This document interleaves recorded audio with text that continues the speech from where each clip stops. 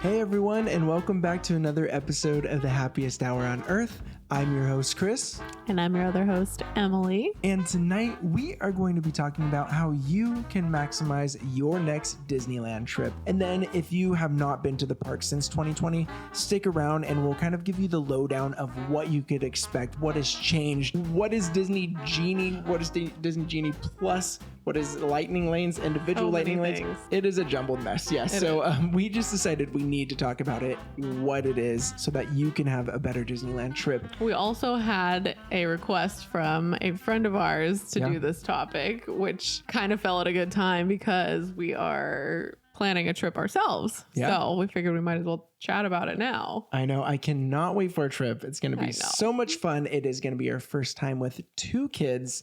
Two boys. We're very nervous because of that, but it's going to be a great trip regardless. Also, I wanted to let you guys know about a few episodes that we've actually done in the past. So we have an episode, if you kind of fall within this boat, called Should You Go to Disney While Pregnant? You might be curious what rides you could go on. Is it even worth going if you're pregnant? What things all you of can these do. things, yes, what you could do. And so definitely go check out that episode if you are expecting. Now, if you recently had a baby, we have an episode called Tips for Taking a Baby or Toddler to Disneyland. So you could definitely check that one out as well.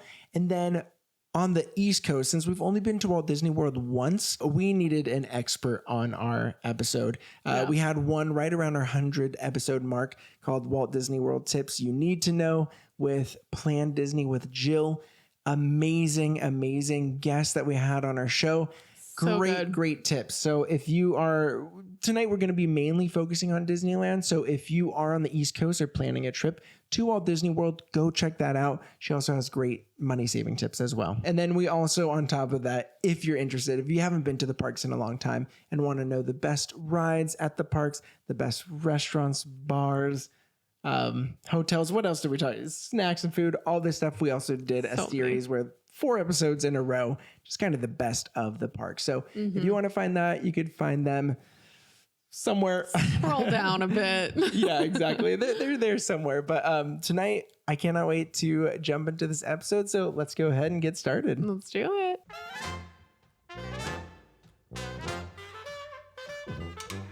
Okay, so before we jump into this episode, if you're watching on YouTube, go ahead and hit that like button and hit the subscribe button as well. It really helps out our channel so much. And if you're listening on a podcasting platform, definitely go follow us on there. Hit 5 stars. That would definitely help out our show. We also have some very useful links below if you want to save on a whole bunch of Disney products. Definitely go check it out. But with that, Emily, should you start with our number 1 tip here? Yeah. They're not really in any particular order, but I think this is a good one. Yeah, there's no particular order. These are just kind of like basic, easy, quick tips that we have before we get into some of the more like in-depth stuff. But the first thing that we have learned over the years, and even more so lately, you know, over the last couple of trips, is getting into the park early. So starting out your trip as early as possible is just the best way to do it, I would have to say. The crowd tends to be at its height. Like most people have filtered into the park by about 11 a.m. All those young families, everybody's getting themselves together and getting into the park around that time. We try our best to get into the park as early as possible, closest to rope drop as we can. The earlier you're in the park, the less crowds you're going to have to deal with, and you're going to be able to just maximize your time at that point. Knock out as many rides as you want. Yeah, definitely. We would highly recommend that. You can go into the parks about 30 minutes, I believe, before with rope drop. We don't really do that too much just because it's so hard to get out of the door with kids. But yeah, honestly, anytime before 10, I mean, definitely be there way before 10, but 10 is when it starts to get a little more crowded. And then by 11, they're pretty much in full swing. So definitely get in there early. We also are going to be talking about hotels, which, you know, definitely could help with this, you know, whether you're going to be walking or driving. So we're going to be talking about that a little bit later on and kind of what we do in regards to that. Yeah. That can affect also, like, even if you get out at whatever projected time you had to get out of the hotel and get into the park, it can take such a long time just to like walk, take the bus, whatever mode of transportation, get through security, get through the ticket line. Like there's just a lot of steps before you're actually like in those gates. Plan for that. Yeah. So planning for that is very important. Yeah, for sure. For sure. And so number 2 that we would have here, having the app and familiarizing yourself with the app is so much more important now than it ever has been. So important. Back then, you know, you could check the wait times and everything, but now you could use it for a lot more. So if you're going to the park and you don't already use the app, familiarize yourself with the app. So when you pop open that app, that's where your tickets and everything are going to be. If you click the second button at the bottom, that's where you'll see the wait times for the rides. If you click at the top that says attractions, you could then filter it not only by attractions, but also characters. So you get to find out where, you know, your kids or your favorite character is going to be at what time. Also the entertainment. So you want to see that Spider-Man show where he flies through the air. You could actually see that so that you don't miss it. And so everything you need is just right there in the app. So just kind of get an idea of where you could find things. Also, as we'll be talking about a little bit later on, this is where your Genie and Genie Plus and everything takes place. But we're going to get to that later into our episode. But another thing that you could use the app for, which is a huge time saver, is going to be, Emily, mobile ordering. Yeah. This is something that has become very important and very helpful to use when you're in the park, because it just makes ordering your meals, snacks, drinks, whatever it is, so much easier. You don't have to wait in the line. You could be in line for a ride, be like, oh, I want to go get this snack after we're done here. Mobile order it. You see what time it's going to be done. Run over and grab it. It's so convenient. It really has like changed the game for those crazy lines that were always a part of, you know, Disney food when you're in the park. Yeah. It really has made it so much easier. Very important to get accustomed with how to use that in the app, because you will be using it a lot. Mobile ordering is the way to go for sure. Makes it so much easier. Over in California Adventure, one of our favorite things is mobile order beer at the cerveceria over there. It's just really, really convenient. So definitely make use of mobile ordering. It's the best. But for the next tip here, we have single rider lines. Now, we like to use it a lot because we have kids and those kids cannot, you know, go on certain rides, but we definitely want to go on those rides. But even if you don't have kids, let's say it's just a group of people, you really want to do a ride and you don't care that much to ride it together. I mean, most of the rides you should, but if there's just a really long line and you just want to get on a ride, I would say use the single rider line. And so at Disneyland, we have Matterhorn, Smuggler's Run, the Millennium Falcon ride, and Space Mountain that allows you to do single rider lines. So let's say Space Mountain 75 minutes. You don't want to pay for a Genie Plus. Do the single rider line. You can get on pretty quickly. And yes, you'll be split up from your party, but at least you get to ride it. We do this all the time over in California Adventure. And so the rides that use single rider here are Radiator Springs Racers, which we use all the time. The one we never give standby for Radiator Springs Racers. And you have to pay extra with Genie Plus to go on that one. So we're always like, that single rider line. We haven't ridden it together in a while, but you know, it's still so fun just to go on it. We will have to do it all together when our son is able to go on it. Yeah. He is still just too short to ride it, which is so heartbreaking. I know. But eventually he'll be tall enough. Then we'll all go. Yeah, then we'll have to wait or pay for it. But yeah, so Radiator Springs Racers over in California Adventure, Incredicoaster, Soarin' Around the World, Goofy Sky School, Grizzly River Run, and Web Slinger Spider-Man ride. Disney World has their own, so if you are planning a trip to Disney World, then just check those out if you want to. That's always really great. Now, let's say you have kids. There's another thing that you could use here, which is Rider Switch. Now, Rider Switch is great for those rides that do not have a single rider line. Like, let's say, for example, me and Emily want to experience a ride and someone has to wait out with the kids.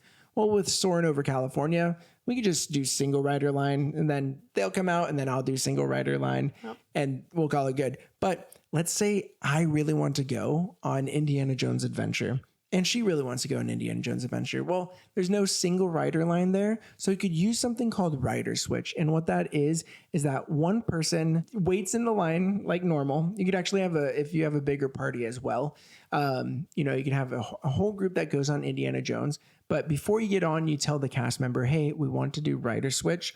They have to see that there actually is a kid who can't go on the ride, and they'll scan your ticket and they'll put a rider switch on there. So once you wait in the line and you go on the ride, you come back and that person who had to wait outside with the kid just has to show their tickets and they could go on immediately. So it saves that amount of time.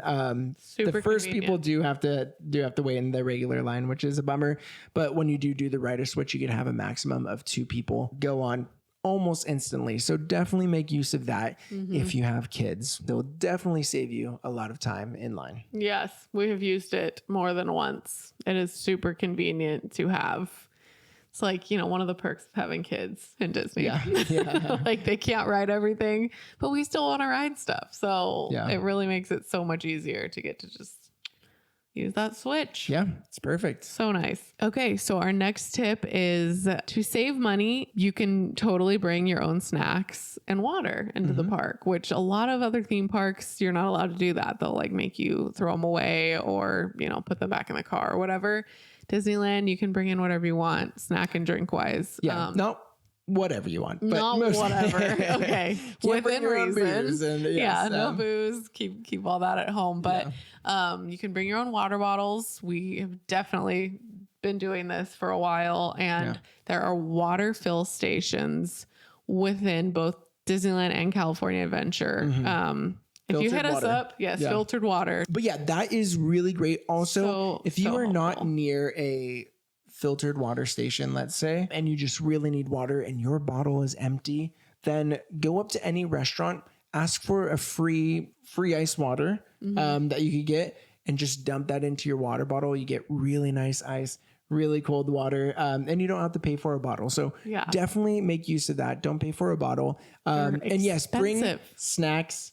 We always want to like splurge, and we spend a lot on Disney snacks. Maybe we should start bringing snacks, but you're only there. We've all got our favorite snacks when we're in the park. We've got to have our favorites. However, I would say having your kids' snacks. Yes. If you're bringing children with you and they have favorite snacks that they have at home all the time, I would have those on hand. Definitely. I was actually just listening to... Because they don't care. It's like, we care. Don't care. Like, we need our churros. Them just... get that little pouch or whatever they want. And I was just listening to our good friends Market House, who just dropped an episode about bringing kids into the park for the first time. A lot of good tips, but they were talking about this as well. And it struck my memory because yes, you might think like my kid's just going to love whatever is here because it's all so good. But no, kids are just very particular sometimes about what snacks they have.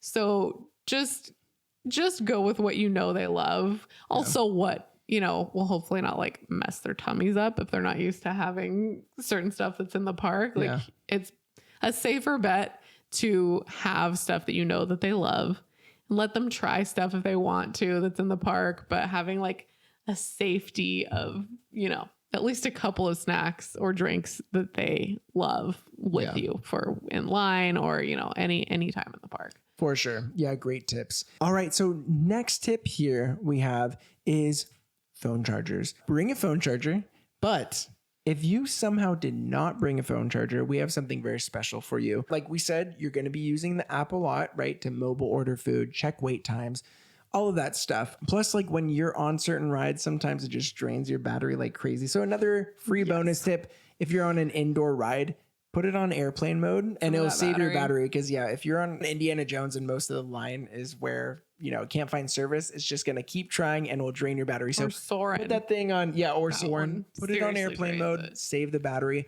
But if you're running low, you don't have your phone charger, there are these kiosks called fuel rod stations around the park. You could ask a cast member where you could find them, but these are amazing. You pay $30. I know that sounds like a lot, but you pay $30 once. So one-time payment. It comes out with this little mini portable charger. It has the charging cables for iPhone, Android, and maybe Google or whatever the other phone is. I've been iOS forever. But it comes with all those cords and you get to charge it up. Now, if that portable charger dies, all you have to do is bring that charger to the station, say swap, and then put it in and they pop out a fully charged fuel rod for free.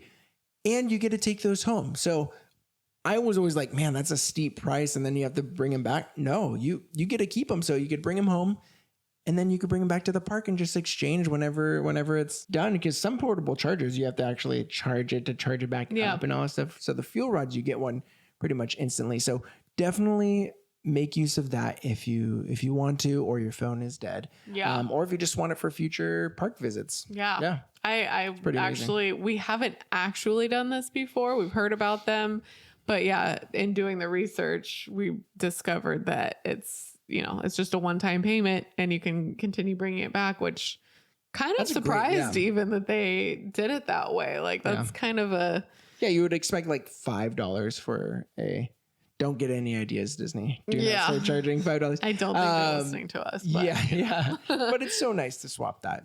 Pretty awesome. Yeah. Next up on our list, we're going to talk about hotels now. So there's a lot to talk about. Starting with the fact that Disneyland is now $35 to park in a Disney parking garage parking lot now. That has gone up so much. Yeah. I remember the days when it was $17. It's crazy. It has jumped up quite a lot over the last couple of years, but it can add up a lot if you're going for more than one day. That's like, I mean, geez, $100 or more if you're going for a few days in the park. Yeah. Crazy to think about on top of the tickets. So we would definitely suggest picking a hotel that is within walking distance if possible. There's so many options, so many hotels along Harbor Boulevard, which is obviously the street that Disneyland is on. There's obviously the options of the Disneyland Hotel, Grand Californian, or Pixar Place. Those are, you know, big bucks. If you have that, then if you have the money. Great. If not, if you're like us, then there are other options, but those other options are still very close. But if you are staying in one of those hotels that is a little bit of a further distance down harbor to where it's like 15, 20 minutes to walk to the entrance of Disneyland. Kind of like the convention center area. Yeah. It's a little bit. It's a little bit further of a distance. Yeah. And for some people, that's fine. It's not as big of a deal. I feel like in the morning when you're like fresh and ready to go, but like at the end of the night, walking back to that hotel is always like such a trek. Yeah. Not my favorite thing. So I prefer to stay as close as possible personally. But if you are staying in one of those further hotels, there are options other than just walking the whole distance. So there is the Toy Story parking lot that's kind of maybe like a halfway point from some of those, you know, really far hotels to the entrance of the park. So you can take the bus for free from that parking lot into the like main entrance of Disneyland area. And you are able to skip the Disneyland security line because you go through security before you enter the bus. So it's usually a much shorter line to get through than the one that's to get into the Disneyland park. Yeah, I know. I feel like on Harbor, if you're going kind of the direction that most of the hotels are, usually about 15-minute walk or 10 to 15-minute walk. That's where the Toy Story parking lot is. So if you're staying, you know, even past that, maybe what you do is a 10-minute walk to the Toy Story parking lot, rather than doing 25 minutes to the park or something, jumping on the bus there for free and getting in. So I think that's a really good option. It is a good option. We've done it once or twice. I think one of our last trips, we had stayed a little bit further, so we were taking that. You do need to consider that, at least for us, it was a little bit of like a scramble to get like the stroller all packed up and get our son out and like, you know, hold on to some of our belongings before we hopped on the bus. And it can feel kind of like rushed in that moment. So if you are going to have a lot of stuff with you, you do need to consider that, you know, you're going to have to pack it up. You can't just like have your stroller open on the bus. Yeah. But it is a good option if you don't want to have to do that whole walk all the way from the hotel to Disneyland. Yeah. But the other option is that if you are staying, for instance, at an Airbnb that is not really within walking distance, you can take an Uber or a Lyft. There is a drop-off location that's like right there at the entrance, and it's also very convenient. We've done this once or twice before having kids. And that's something else you would want to consider is if you have your stroller and all that, you'll want to take Lyft or Uber that can accommodate that. But it is a good option if you're not staying within walking distance. There's a drop off location that you can just get dropped off and head straight in. Super easy. Yeah. Now the almost last one we have here, and this kind of goes into, if you haven't been to the park since 2020, because I feel like this is a lot crazier now than it used to be, but reserve dining. Now, there's a lot of really cool restaurants in Disneyland.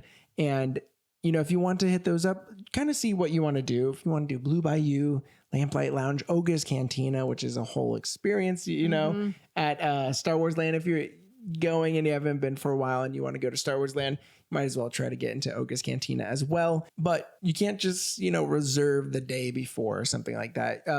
Reservations open 60 days in advance from your first day that you're there. So what I would do is I would set an alarm for 60 days prior to your trip at 6 a.m. I would actually do it before 6 a.m., but 6 a.m. is when you could actually reserve dining reservations in the app. And so I would just say, look, see what you want to do. You want to go to the Cantina bar, do that. So right at 60 days, you get those reservations and you don't have to think about it anymore. But let's say you don't get the reservation you want. You could actually use a site called mousedining.com. And that lets you know when someone has canceled their reservation, and you could jump on that and try to get that reservation. We use this in the past, and it's, more than once. Yeah, more than once. And so you could use that service for free for email alerts, or you pay $9 a month if you want the text alerts. We did it first, the free one with the email, but I don't have notifications when emails come through because I get way too many.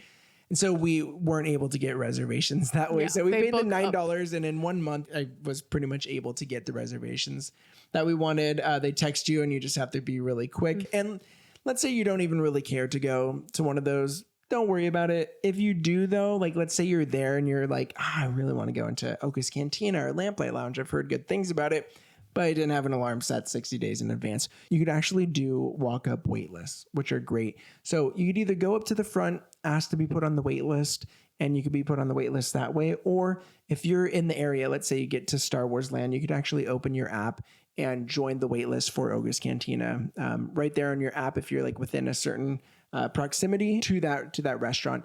And then it takes, I don't know, we've had different stories, but it doesn't take too long. So you can just kind of hang out in the area, do certain things, then they'll let you know when your time is there. And usually you could do walk up wait lists. I wouldn't bank on that because maybe sometimes they don't, but if you're there and you want to actually do it, just try to do it. And you should be able to do it. But we have one more here. We're going to end with a little fun one. And I think this is going back to the whole maximizing your time, but in a very fun way. One of our favorite things that we do, instead of just sitting and eating at a restaurant, what we like to do is if we're in Disneyland, grab your snack or your meal. I guess it has to be semi-portable. Yeah. So like a corn dog, if you're getting a corn dog or a churro or something like that, rather than just sitting down and eating it, we like to go on the Disneyland Railroad because then you're actually eating your meal while you get the most amazing views of the park. You get to really feel like Walt Disney surveying the whole park.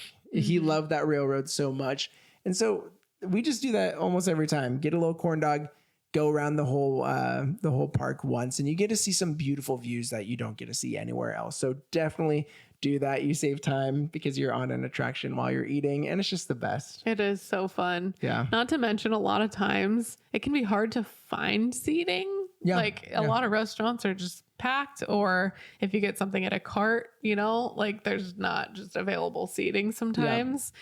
So, you might as well just hop on the train, enjoy your snack there. Yeah. On that topic, go to the Main Street Railroad station because all the other stations are usually really packed and backed up. Yeah. But everyone usually gets on and off at Main Street. So just go onto that front one.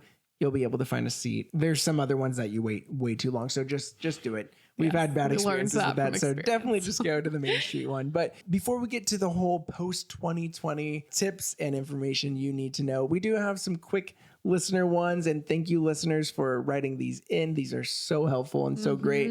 And we just love hearing from you. So do you want to start off with the first one? Sure. Our first tip came from @JustShano, who said, pack your own food for at least one meal. Yeah, we were talking about that. Yeah. I like that tip because it's like you still get one meal that's Something's yummy and covered. delicious, Yeah. but yeah, you get to save money in the process. Exactly. It's like you might as well enjoy some of the food while you're in the park, but you don't need it for every meal necessarily. So have something of your own to save a little cash. For sure. Why not? The next one is another great food tip. We got a lot of food tips, but this comes from at Cheryl Ann Bauer, who said, bring Ziploc bags to the parks to save leftover food from lunch or dinner so you could snack on it later. And it's a great tip. It's a great tip. Never even thought of that. that. We always eat all of our meals. Like Disneyland's the place where we're like, dude, I don't We don't even usually care. have I'm just leftovers. stuffing, I'm going crazy. But kids a lot of times usually have leftovers. I think a great one for that is like if you get a kid's pizza or something like that, bag that thing up if they get hungry or you get hungry from all the walking, just munch on that. That's a great tip. Very, very good tip. So good. I had never thought of that, but yeah, might as well hold on to that food. You paid for it.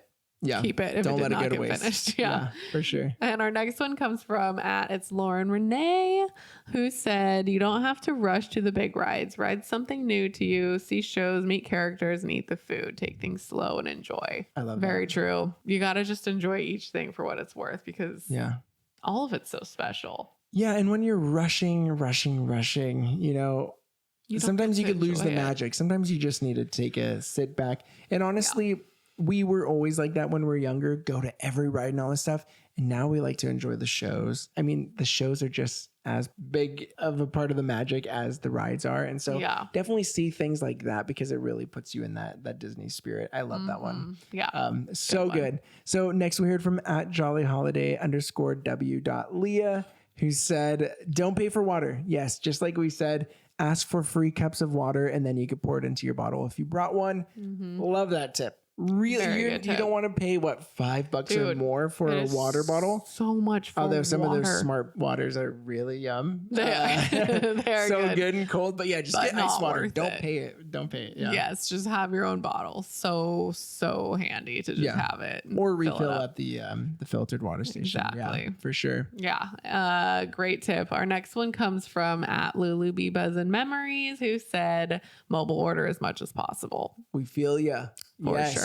Oh my gosh. Everything Such a we helpful eat tip. is mobile. I wish you could mobile order churros though. I love churros. You can't. You do have to wait in that line, but it's not usually that long of a line. I guess I didn't even mention mobile ordering is not for every single item. Yeah. But yeah, like a lot of the carts, pretzels, churros, that kind of thing, popcorn. I don't think you can mobile order for those. Those are either no line or very short usually because there's so many of them. Yeah, for sure. But yes, mobile order is the best. Next up, we heard from at Country Critters, who said, book the restaurants you really want to go to as soon as possible. Yes, so key. 60 days in advance. Set that timer, 5:50. Yeah. And then get in there. Get yourself ready. It's crazy. For sure. Disney has gotten crazy. You got to reserve things have changed far in a advance. lot. It's crazy. We'll talk about all that soon. But, next we have one from at Live Learn Dream Magic, who said, have your must-dos be flexible.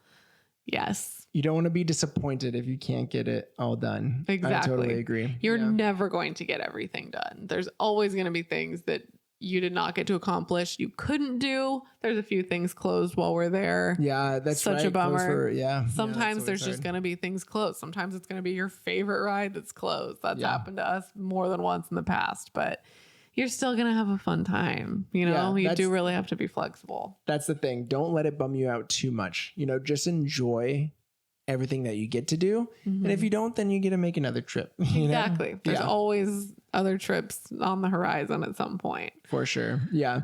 Next, we heard from at Andrade Family _adventures, who said, stay until they close because wait times are shorter the later it gets. And we did talk about going in as early as possible, but staying as late as possible because now we're those people who have to get home to put the kids to bed, which is really sad, although our bodies... We've gotten even more tired kids, as time goes on. Yeah, as well. Even without kids, I don't know if we could stay till closing. But if you're a young, energetic person like we once were, staying till close is the best. Love that one. Okay, you have the last one here. All right, last one comes from at leopardprint _OX. who said for Walt Disney World, which we didn't actually even touch on anything about Walt Disney World for this episode, but some of this still remains true though, right? Yeah. Mobile order. Yeah, some of it stuff. is similar, regardless of which park you're at. But she said for Walt Disney World, wear comfortable shoes, give yourself extra time to get from place to place. Always bring a sweatshirt. Florida weather is nuts. Always have extra socks. That's a lot of good tips packed into one. Especially water rides or even just Florida going nuts on you. Your socks, and then you have to walk around in soppy shoes all the Get blisters. I always get foot blisters, and especially if I get wet from a ride or whatever, rain, not comfortable. You know what's smart? Bringing flip-flops if you want to go on water rides. I think I used to do that. Bring flip-flops, go on Splash Mountain. Switch dry those babies off in the sun and then get back into the, my regular shoes. Yeah. Yes, that is a very good tip. Always extra pairs of clothes or shoes. I think that's a big one. For sure. But yeah, moving on. Thank you guys for your suggestions to all of our listeners. Yeah. Those are some great ones. For sure. And now we're moving on. If you have not been to the park since 2020 or you need clarification on some things, we're going to talk about this, just a few points here of things that have changed and things you definitely need to know if you haven't been back in a while. And so the person who suggested this episode, this one is especially for you. Yeah. Meaning you guys have to plan a Disneyland trip soon. Yeah. Now that you have all the details. So we're the reason why your next we're Disneyland helping you plan it. Hey, yeah.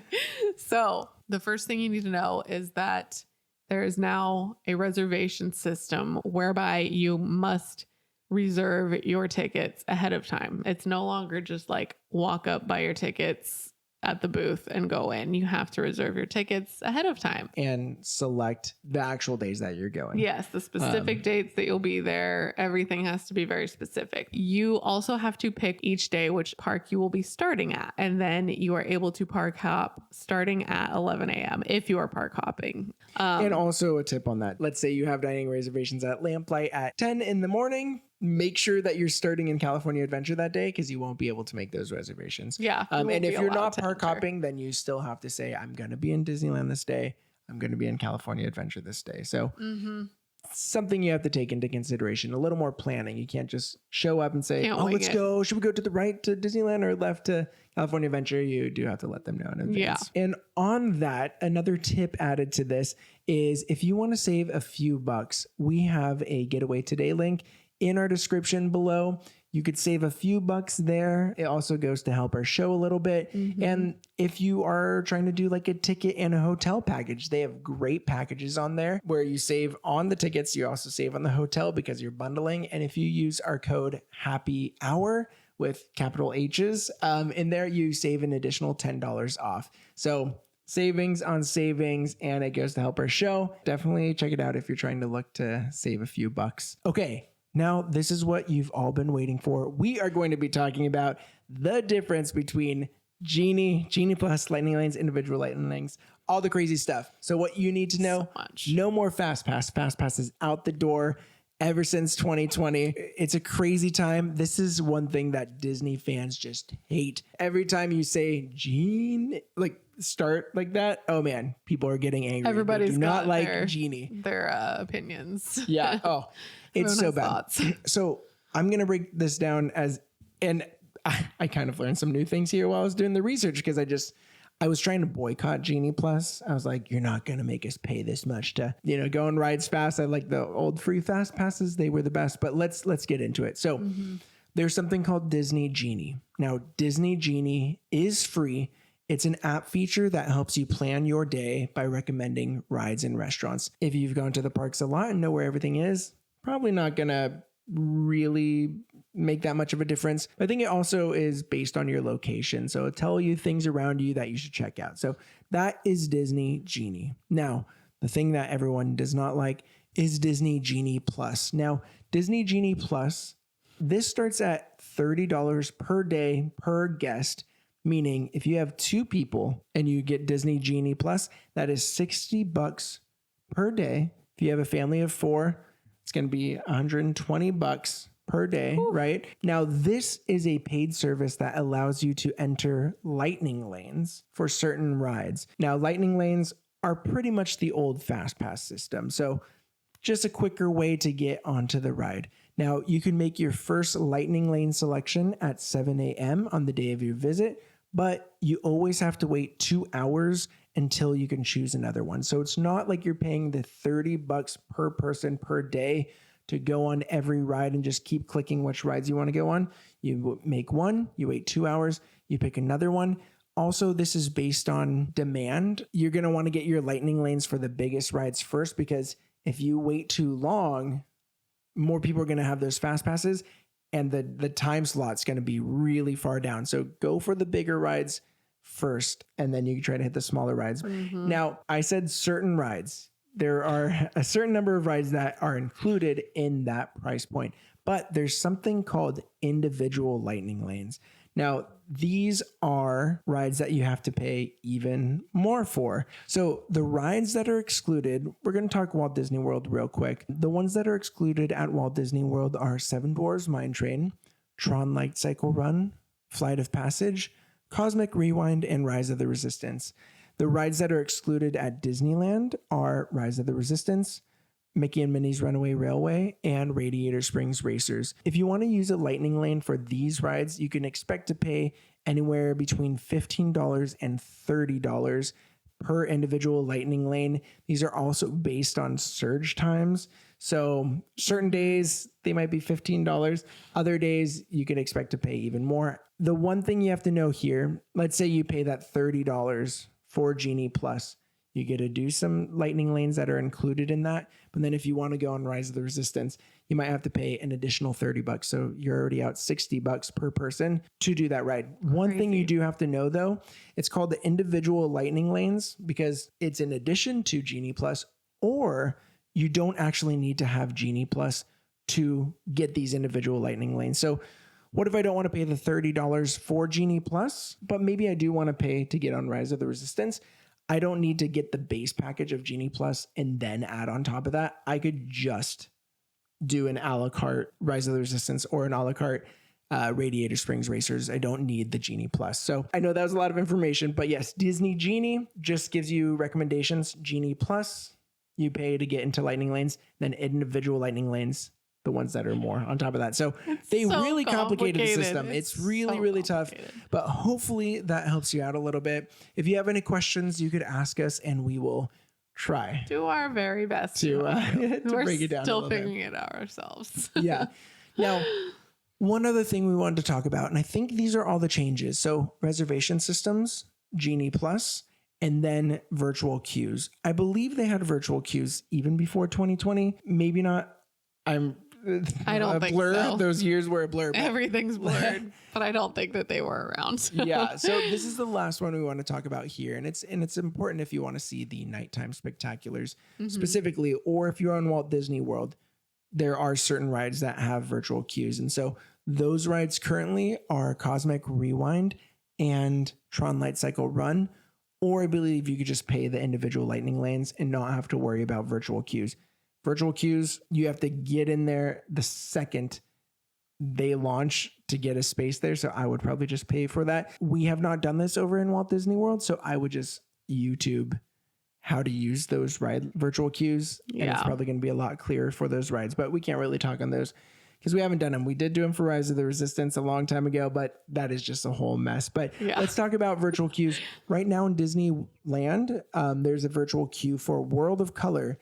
Beautiful show, and you definitely should see it. Also, Fantasmic will be coming back May 24th, 2024, and that will probably use a virtual queue system as well. So let's talk about it. So. In order to join a virtual queue, you'll need to get in the Disneyland app a few minutes before noon. There should be a section if you go down the homepage that mentions virtual queues. That's where, you could join multiple different virtual queues. And right at noon, you're going to want to click the button that's there, join virtual queue. And then it's going to ask you like your party's information. And you're just going to want to like go through those steps really quickly to hopefully get that spot. And there's also videos on this too. If you want to actually see what it looks like on the app, you could just kind of YouTube that and you could see kind of what to expect there. But we just wanted to bring that up because Fantasmic is a wonderful show. World of Color is a very wonderful show. And back in the day, you just went up and just sat down, got there early and watched kind of like the fireworks. You just find your spot and you could watch. But if you want to experience these amazing shows, you do have to join that virtual queue. So just wanted to talk about that. Now, if you don't get the virtual queue, you technically can go up like 30 minutes to 45 minutes before Ask a Cast Member. And they usually do reserve a little area for those who did not get a virtual queue. So they might not be in the better spots, but you could still do that. So definitely if you aren't able to get into one of those, ask a cast member, an hour or 30 minutes before and see if they could funnel you in. But some of these shows are very high demand. I know that was a lot of information. We usually do more like fun, just chatting about things, but we needed to do an episode that really kind of laid all this out because I know a lot of things had changed, and we want to make it as easy as possible for you so you could enjoy the magic stress free. Yeah. Or at least stress minimal. Stress minimal. Yeah. There's always going to be some stress. Anything that we can do to help provide some tips for planning your trip, because there's so much to planning a Disney trip now. Yeah. It really has changed a lot. I mean, I guess it was never really like the most simple of trips, but now it's like it's a lot more so much more complicated than it ever was. So hopefully these tips helped you if you are planning a trip, or if you know someone that's planning a trip, you can refer this episode to them. Whatever the case is, hopefully there was some helpful stuff in here for you guys. Definitely. Yeah. And just want to thank our listeners again for sending in their tips. If you have any other tips, definitely let us know in the comment section below. If you're watching on YouTube, that'd be great so other people could learn your amazing tips. But with that, we will see you all next week with another episode of the Happiest Hour on Earth. Bye, guys. See you next week.